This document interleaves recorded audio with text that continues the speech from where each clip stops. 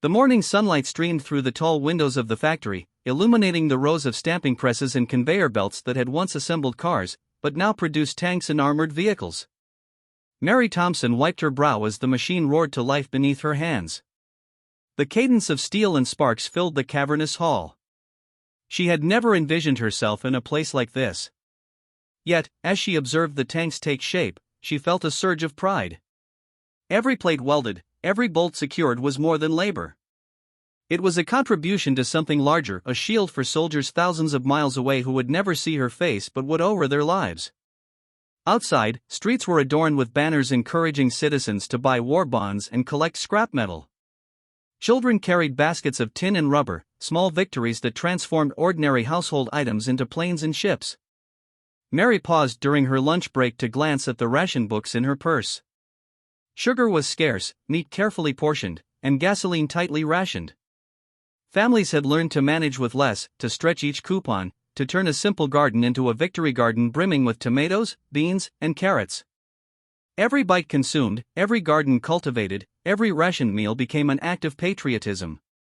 Across the city, Henry Rodriguez wiped sweat from his forehead as he welded the hull of a Liberty ship. The shipyards buzzed with activity, men and women moving in a coordinated chaos that was almost beautiful in its precision. Henry, a Mexican-American, had grown up in a small farming town, and the roar of welders and the hiss of steam presses felt foreign yet exhilarating. He looked around and saw women operating cranes, African Americans working alongside white men, all united by a shared urgency that blurred old divisions. For the first time, skill and determination mattered more than background or skin color. And even as prejudice lingered, the war compelled society to stretch itself just as it had expanded its factories and resources. In quiet homes, mothers clipped ration coupons and taught their children the new realities of wartime life. Fathers who had not yet enlisted repaired fences, tended gardens, or volunteered in bond drives. Even the simplest routines had shifted. Grocery lists were meticulously planned, meals creatively prepared, and every purchase measured against the needs of a nation at war. Neighbors shared recipes for sugarless cakes or meatless stews, turning necessity into community. The war permeated every corner of life, reshaping daily habits and forging bonds of shared responsibility. At night, city streets thrummed with a different energy. Community centers hosted dances and fundraising events for soldiers overseas. Church halls filled with volunteers knitting socks, sewing uniforms, and preparing care packages. Teenagers collected scrap metal, rubber, and paper, learning early that heroism came in small, sustained acts rather than grand gestures. Families gathered around radios to hear the latest news from the front, listening to correspondents' voices bring the battles into their living rooms. Triumphs and losses alike felt personal, and the war became a constant, living presence in every home. Even the workforce changed dramatically. Women once expected to remain at home now dominated factory floors and shipyards. Rosie the Riveter was no mere icon, she was a reality embodied by every woman who had mastered machinery, worked double shifts, and juggled childcare while sustaining the production lines fueling the war. African Americans migrated north and west, filling jobs in steel mills, aircraft factories, and ordnance plants. Their presence challenged old norms. And while segregation and prejudice persisted, the wartime economy could not afford to overlook talent and skill. Social change was gradual and uneven, but undeniable. In small towns, the war brought new rhythms to daily life. Victory gardens sprouted in backyards and schoolyards. Children skipped rope while collecting cans, and local scrap drives became community events. Highways carried trucks laden with military supplies, and factories never rested, their smokestacks sending columns of white and gray into the sky. Even leisure was reframed. Families vacationed closer to home. Citizens attended bond rallies instead of concerts. Every act of conservation was seen as a contribution to the collective effort. Through it all, the weight of responsibility rested on everyone. Yet a quiet pride underpinned their efforts. Mary and Henry, the mothers and fathers, the children and volunteers understood that their work mattered. Each bolt welded, each rationed meal, each scrap collected was a thread in the larger tapestry of victory. They were the silent backbone of a nation at war. And though their names might never appear in history books, their impact was profound. As the war progressed, the American home front became a microcosm of both sacrifice and ingenuity. Women ran entire production lines. Teenagers mastered complex technical tasks. Families adapted to shortages and rationing with resourcefulness. Neighborhoods became support networks, and even the simplest acts, growing a garden, knitting a sock, sending a letter, carried significance. The country had changed irrevocably between 1941 and 1945. Citizens had learned that freedom demanded more than courage on distant battlefields. It required participation, adaptation, and fortitude at home. When news finally arrived that the war was over, the celebrations were widespread, joyous, and deeply emotional. Streets overflowed with cheering crowds, flags waved in every direction, and children danced with abandon. Yet in quiet corners, factories fell silent, ration books were set aside, and families slowly returned to routines forever reshaped. Mary, Henry, and millions of others understood that the home front had been a battlefield in its own right. One fought with ingenuity, resilience, and shared sacrifice. The war had demanded everything, and in response, a generation had risen to meet it. It was a legacy of endurance, creativity, and community. A testament to the quiet heroism of ordinary people thrust into extraordinary circumstances. From the roar of the factories to the hush of victory gardens, from rationed kitchens to crowded shipyards, Americans had remade themselves in the crucible of war. The society that emerged in 1945 was transformed not just by victory abroad, but by the courage, labor, and ingenuity of those who had fought in ways large and small. On the home front, by 1943, the rhythm of wartime life had become relentless. Factories roared day and night, their smokestacks painting the skies with plumes of smoke that seemed to stretch to the horizon.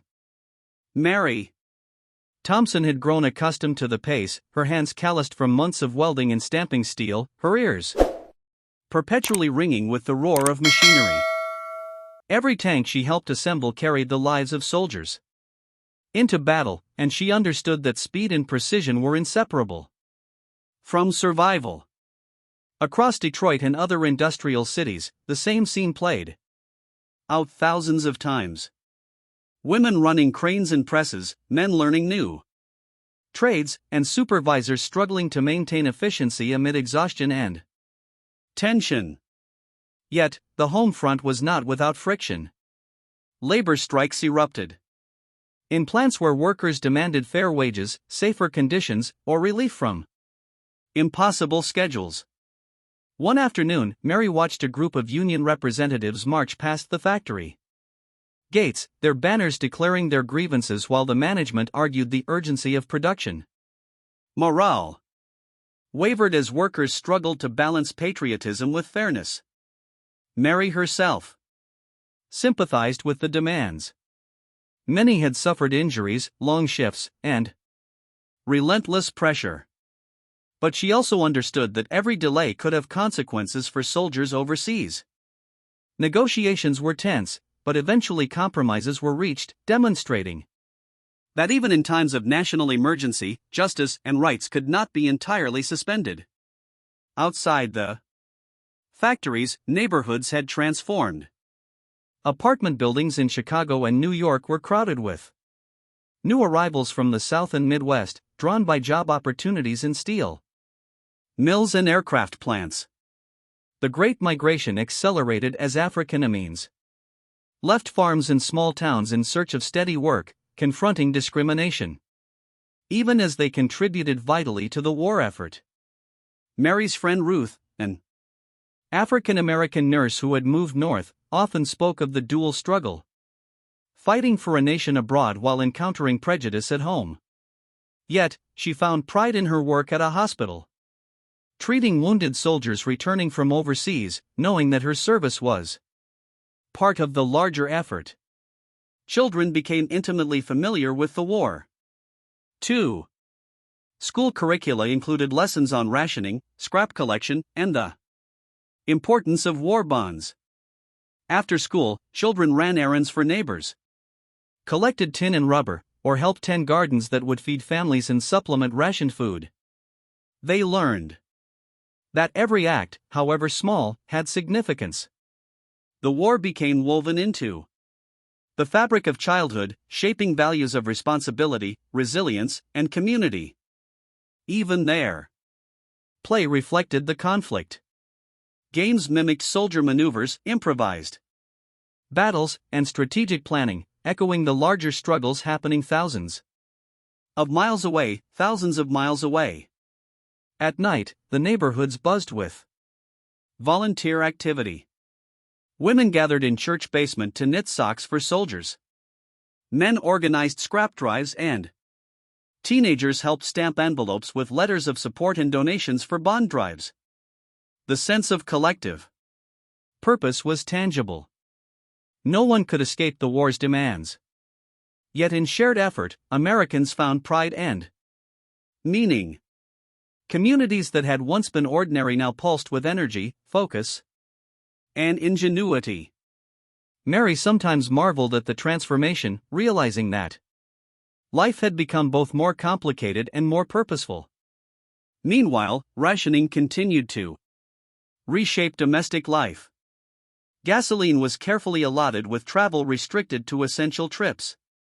Sugar, coffee, meat, and other staples were measured meticulously, and home cooks adapted to new recipes that made use of substitutions and shortages. Victory. Gardens became a source of not only sustenance but also community pride, with neighbors comparing yields, swapping seedlings, and sharing knowledge. Even small acts, canning tomatoes, preserving beans, or baking bread without sugar, were imbued with patriotic significance. Every ration book coupon redeemed, every meal stretched became a silent act of support for soldiers on the front lines. The war also accelerated social change. Women demonstrated their competence in roles traditionally reserved for men, often outpacing them in skill and efficiency. African Americans, Hispanic Americans, and other minority groups pressed for access to jobs and fair treatment, laying the groundwork for civil rights movements that would surge in the following decades. Mary, Ruth, Henry, and countless others realized that the home front was not just about production. It was about reshaping society, challenging norms, and forging a sense of shared purpose that transcended old divisions. Even as the demands grew heavier, Americans found moments of respite. Community dances, church socials, and bond rallies provided relief from the constant work. Radio's broadcast news. From the front lines, entertainment programs, and morale-boosting speeches that connected citizens to the larger struggle. Letters from soldiers arrived sporadically, treasured and read aloud at family tables, offering reminders of the stakes and the human faces behind the machinery of war.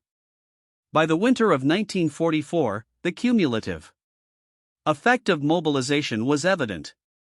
Production numbers soared. Planes, tanks, ships, and munitions rolled out in staggering quantities. Families had adapted fully to rationing and resource conservation. Neighborhoods had become cooperative networks, and society had shifted in ways both visible and subtle. Women had gained skills and independence. Minorities had claimed new spaces in the workforce, and the collective American identity had strengthened around shared sacrifice. The nation had become a massive coordinated effort, a home front that rivaled the front lines in importance and intensity. As Mary walked home through the snow-covered streets one evening, she paused to look at the glowing windows of factories still humming with activity. She thought of the soldiers overseas, the wounded in hospitals, and the families who had sent everything they could spare. She understood that every hour of labor, every rationed meal, every scrap of metal collected, and every bond purchased was part of a larger story of resilience and courage. The home front was a battlefield of its own, fought with determination, ingenuity, and sacrifice. And as the first news of victory in Europe filtered through the radio in early 1945, Mary and her fellow citizens understood that they had played a decisive role. The war had demanded everything from them. Yet they had risen to meet it, transforming their lives, communities, and society in the process. The sacrifices had been immense, but the rewards, a sense of purpose, unity, and contribution to a greater cause, were profound and lasting. Spring of 1945 arrived with a strange mixture of exhaustion and anticipation. Factories still roared. The whispers of the war's imminent end filled the air, carried in the radio broadcasts and the hurried conversations of neighbors. Mary Thompson wiped grease from her hands and leaned against the stamping press, listening as the announcer detailed the Allied advance into Germany. Each report brought relief and a renewed sense of purpose.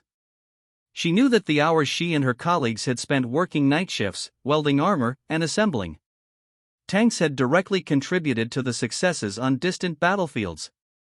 In the neighborhoods, children ran through the streets, clutching scrap metal and tin, practicing the rhythms they had learned over years of collection drives. Victory gardens were already showing the first signs of spring, bursting with green shoots and the promise of a good harvest. Families compared yields and swapped seeds, teaching the younger generation lessons that went beyond gardening. Lessons in cooperation, patience, and resilience. Even as the end of the war approached, Americans maintained their rhythm of contribution, knowing that victory required sustained effort until the final moments. Labor tensions persisted, though the stakes had changed. Strikes erupted in some cities as workers demanded recognition for their sacrifices, pay raises, or safer conditions, reminding everyone that even in times of national unity, fairness could not be ignored. Henry Rodriguez, now seasoned and respected in the shipyards, helped mediate a disagreement between welders and supervisors. The discussions were tense, but eventually resolved, reflecting a new understanding. The war had altered not only production but social dynamics, creating space for negotiation and acknowledgement of workers' rights. African Americans, women, and other minorities continued to press forward their wartime roles, cementing new expectations for post-war society. Ruth, now a nurse in a bustling military hospital, had earned recognition for her tireless work with wounded soldiers. She had seen firsthand the contributions of people who had long been marginalized, and she understood that the war had accelerated social change in ways that would ripple for decades across the country. The participation of women and minorities in previously restricted roles had demonstrated competence and resilience that could not be ignored, laying the groundwork for the movements and reforms that would follow. When the news of Hitler's death reached American homes, there were quiet celebrations. Radios crackled with reports of liberation, Allied advances, and the promise of peace in Europe. Families embraced in living rooms, tears and laughter mingling, while factory whistles sounded. A symbolic triumph. Even as the machines continued to hum, Mary and her co-workers stepped outside. The night air filled with cheers, the sound of children laughing, and neighbors calling greetings across streets. The tension that had defined the past 4 years lifted, replaced by the exhilaration of collective achievement and relief. In the weeks that followed, news of Japan's surrender spread, and the nation erupted in jubilant celebration. Streets overflowed with people waving flags, marching in spontaneous parades, and lighting bonfires. Mary found herself swept into the crowd, clutching her gloves and a friend's arm, her heart pounding with a mixture of exhaustion and joy. She thought of the sacrifices, the long shifts, ration meals, and scrimped resources, and realized that this moment of victory was as much theirs as that of the soldiers who had fought abroad. The Homeland had fought a war of its own, and now it could breathe. Yet even amid celebration, Americans began to reflect on the changes wrought by these years.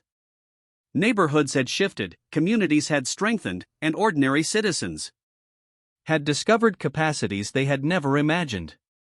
Women like Mary and Ruth had proven themselves in roles traditionally denied to them, while men who had remained at home had learned the importance of cooperation, resourcefulness, and flexibility. Minority communities had demanded recognition and opportunity. And although inequities remained, the precedent had been set. Society could no longer ignore the contributions of anyone willing and able to serve and able to serve. The ration books were slowly retired, but the lessons of conservation and planning endured. Families looked back on years of ingenuity with pride. From victory gardens to creatively stretched meals. From scrap collection drives to bond rallies, schools began to teach about the home front, about the extraordinary mobilization of ordinary citizens, and about the ways that collective action had influenced the outcome of the war. Children who had collected tin and rubber now carried memories of participation in something larger than themselves. Memories that would shape their values and perspectives for decades to come. By the fall of 1945, as factories returned to peacetime production and soldiers returned home, the United States had changed irrevocably. The home front had been transformed into a hub of innovation, collaboration, and civic responsibility. Families had sacrificed. Laborers had organized. Women had entered the workforce in new and permanent ways. And communities had come together to meet a national crisis. The war had demanded everything, and Americans had given it willingly, proving that heroism did not always reside on the battlefield. Sometimes it lived in kitchens, factories, offices, and neighborhoods, shaping the course of history in quiet but profound ways. Mary, Henry, Ruth, and millions of others reflected on the years with a sense of accomplishment. They had endured rationing, fatigue, social tension, and constant uncertainty. Yet, they had emerged resilient and transformed. Their labor, ingenuity, and sacrifice had supported soldiers, fueled production, and ultimately helped secure victory. The war had left scars and memories. But it had also created a society more united, more capable, and more aware of the strength found in collective action. As the sun set over American cities, the streets slowly emptied after the last parades. Factories went silent, gardens thrived, and families settled back into routines forever altered by the war. Yet, the spirit of the home front, the courage, sacrifice, and creativity of ordinary citizens remained, a testament to what a nation could achieve when faced with unprecedented challenge. Victory had been won not only abroad, but at home. And the lessons of those years would endure for generations, shaping the United States long after the guns fell. Silent. The months following Japan's surrender were filled with a mixture of relief, reflection, and anticipation of a new era. Streets that had erupted in spontaneous celebration slowly returned to daily routines, though the echoes of victory lingered in the air. Factories that had produced tanks, planes, and munitions began the long process of conversion back to consumer goods. Mary Thompson walked past the once roaring assembly lines, now quieting down, feeling a mix of pride and melancholy. She had spent 4 years shaping machines of war, her hands skilled in welding and stamping steel, her mind trained in precision and speed. Now the work would shift, but the lessons of endurance, skill, and teamwork would remain with her forever. Society itself had changed. Women who had proven themselves indispensable in factories and shipyards now faced new choices. Return to domestic life, continue careers, or pursue education. And opportunities previously unavailable. Mary, like countless others, had discovered capabilities she had never imagined, and a sense of independence that reshaped her expectations for her own life. Communities that had worked together through rationing, scrap drives, and bond campaigns had strengthened social bonds that would last long after the war. People had learned that ordinary individuals united by purpose could achieve extraordinary outcomes. For minority communities, the war years had been both a trial and a revelation. African Americans, Hispanic Americans, and other marginalized groups had contributed in vital ways to production, logistics, and health care. Figures like Ruth, now a respected nurse, reflected on the paradox, fighting for freedom abroad while facing prejudice at home. Yet, the home front had opened doors that would never close entirely, laying the groundwork for the civil rights struggles that would follow in the coming decades. The war had accelerated the conversation about equality, opportunity, and the nation's obligations to all its citizens. Children carried forward lessons that were not taught in textbooks, but learned in neighborhoods and homes. They remembered collecting scrap, tending gardens, and conserving resources. They had seen firsthand the impact of collective effort of every small action, contributing to a larger victory. These lessons shaped a generation that valued civic responsibility, ingenuity, and resilience. A generation aware that freedom required participation and sacrifice both on the battlefield and at home. Labor relations had evolved as well. Strikes and negotiations during the war had taught workers and employers the importance of dialogue, fairness, and recognition of contribution. The home front had been a crucible for the modern labor movement, demonstrating that collective action could coexist with national unity and that the economy could be mobilized for both war and post-war growth. Factories now shifted toward PCE production, but the organizational skills, technological advances, and workforce dynamics developed during the war would fuel prosperity in the decades to come. Victory had been won not only on distant beaches and in battlefields far from home, but in kitchens, offices, and factory floors across the nation. Mary thought of the countless neighbors, friends, and colleagues whose contributions had been invisible yet vital. The woman operating a press, the man delivering supplies, the child collecting tin, the mother stretching ration meals. Each act, small or large, had been a thread in the vast tapestry of national effort, a testament to the idea that ordinary people could shape history through courage, ingenuity, and determination. As the first post-war holidays approached, families celebrated not just the end of conflict, but the enduring spirit that had carried them through years of scarcity, anxiety, and relentless labor. They shared meals, stories, and laughter, honoring both those who had fought abroad and those who had sustained the nation at home. The home front had proven that heroism was not confined to soldiers in uniform. It lived in the quiet courage of citizens who had risen to meet unprecedented challenges with resilience and creativity. Mary walked through her neighborhood one evening, the streets bathed in the golden glow of the setting sun. Children played in yards that had once been victory gardens, neighbors chatted on porches, and the hum of returning normalcy filled the air. Yet, beneath the surface of ordinary life, the lessons of the war endured. That sacrifice mattered.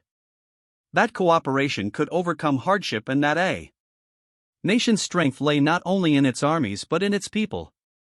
She felt a quiet pride knowing that she had been part of something larger than herself. A movement that had shaped the nation and preserved freedom. Henry Rodriguez Ruth and countless others shared similar reflections. The war had demanded everything from them and they had given it willingly. In return, they had gained something enduring: confidence, skill, community, and a sense of agency that would continue to influence their lives and society long after the guns fell silent. They had transformed the home front into a battlefield of intellect, effort, and perseverance. And in doing so, they had altered the course of history. The United States emerged from the war changed, forged in the fires of mobilization, rationing, and collective effort. Its citizens had learned that resilience, innovation, and unity could achieve the extraordinary. Factories, farms, and neighborhoods had become instruments of national purpose, proving that the contributions of every citizen, women, men, children, minorities, were vital to the nation's survival and success. the home front had been more than a backdrop to war. It had been a battleground, a proving ground, and a crucible that transformed ordinary lives into extraordinary legacies. And so, as peace settled over the country, Americans looked to the future with lessons learned and spirits strengthened. The war had tested them in ways unimaginable.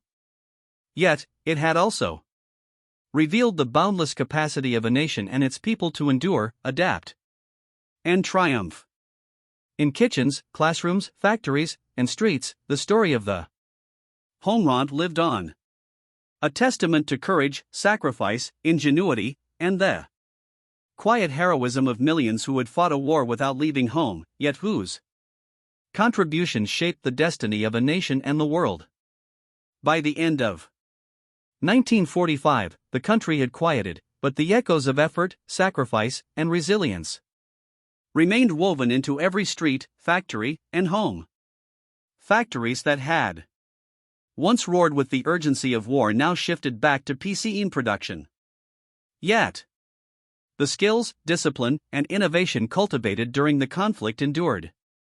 Mary Thompson walked past the stamping presses one last time, pausing to run her fingers over the steel she had welded.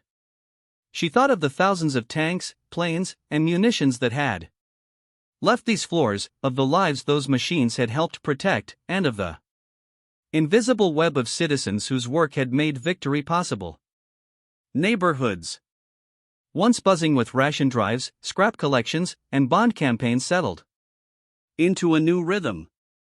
Victory gardens remained, a symbol of ingenuity and perseverance, and families carried forward lessons of resourcefulness and collaboration. Children who had grown up amidst ration books and scrap drives now returned to schools that slowly shifted back to normal. Yet the memory of contribution lingered in their minds.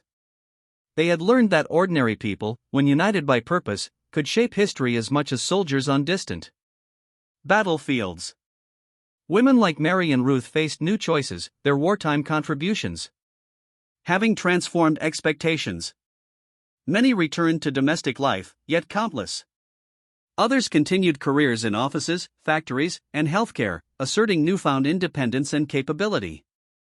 Minority communities too had claimed roles and recognition previously denied, laying the foundations for the civil rights movements that would sweep the nation in the decades ahead. The war had opened doors, challenged traditions, and reshaped society in profound ways. Letters from soldiers returned home, recounting not only battles, but the knowledge that the home front had sustained them. Mothers, fathers, and teenagers who had rationed, toiled, and volunteered saw themselves reflected in the victories of liberation and peace. Every meal stretched, every hour at the factory, every scrap collected had been part of a larger endeavor, one that had preserved freedom, defended democracy, and demonstrated the strength of collective action. As Mary walked through her neighborhood one crisp autumn evening, she observed children playing in yards once used for gardens, neighbors conversing on porches, and families carrying on with daily routines forever shaped by the war. She felt pride, humility, and a profound sense of purpose, knowing that she had been part of a generation that had faced the greatest challenge of its era. Across the country, millions shared that sentiment, quietly aware that they had accomplished extraordinary things, often without recognition, simply by answering the call in kitchens, classrooms, factories, and streets. The United States had emerged from the war transformed. The home front had proven that courage, ingenuity, and sacrifice were not confined to soldiers or battlefields.